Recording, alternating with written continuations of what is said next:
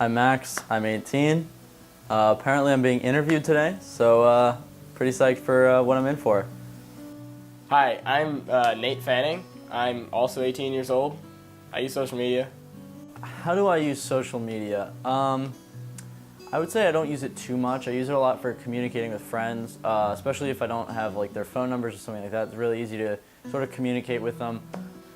I have to say, probably the social media that I use most frequently is actually Snapchat, which is surprising because 2 years ago, I probably never would have thought that would be something that I use so often. Back then, it was more for, like, Facebook was kind of like middle school. Then when I got into high school, it changed to like Instagram. That was kind of coming out. That was like the new like hip thing to do, I guess. And then recently they moved to Snapchat. And Snapchat originally was just talking between people, so it was a little bit less helpful, I guess. But then they added this new like My Story feature a year or so ago, something like that. And it just like people start posting everything they do. Social media that I don't use. Twitter.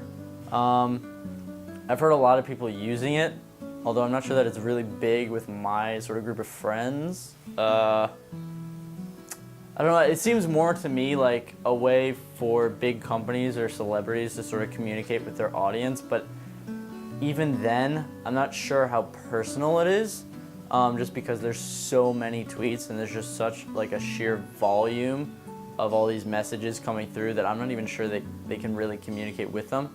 I mean, I guess it's really good for sort of updating people as far as like things that are happening right now, like as they're happening. In that sense, I guess news outlets and again, big companies who have like a huge following or celebrities, people like that, big public figures.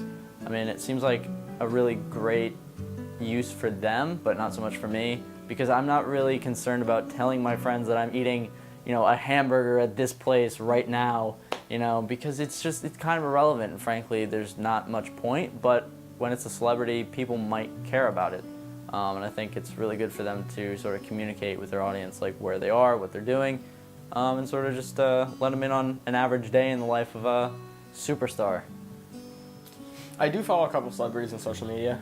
I follow Dean Wilson, rides dirt bikes on Snapchat. That's kind of fun because you get to see, like I said before, the candid, like, inside view of his life, which is cool. You don't see too much. I mean, he's not going to post pictures of him, like, eating dinner every second of the day, but it's cool to kind of see what he's up to when he's not on TV. Let's see. I guess I follow the most famous people on Instagram because most of what I do is, like, sports related, so most of the people that I want to follow, I want to see photographs of them like doing what they like to do. And Instagram's a nice balance because it's totally set up, framed, posed pictures of them doing whatever they're doing, like posing or playing a sport or something. But there's also pictures of them hanging out with their friends. They'll be having dinner with their family or something. And they put all of that together and it kind of gives you a nice perspective of their life that's not so candid as Snapchat where you're like looking in on them throughout the day. But it's like a put together collage of real moments from their life, not like the Facebook kind of thing where it's like every picture that a celebrity posts looks like an ad. It's kind of like creepy almost. Like, although I say that about Twitter, I'm kind of a hypocrite because I use Snapchat for that exact same thing, and I think it's really just the medium itself. With Snapchat, it's kind of like you take a photo and it's gone forever after people look at it. So it's not like people can just scroll through a sort of feed and see everything that I've done and be like, wow, who is this loser who's eating a hamburger right now, like at 3 o'clock on a Sunday? Like, nobody cares. Well, I mean, I can just sort of convey to my friends who are sort of my audience, my following, like a celebrity would to their huge, Twitter audience, what I'm doing, where I'm at, just have little conversations between them through pictures. And it's a lot of fun. It's a great way to sort of communicate. And actually, it's a good way to interact with people because a lot of the time texting is too involved or phone calls is too involved. So with Snapchat, you just open this app, take a photo. People, you can sort of encourage a response from some of these people. Friends, obviously.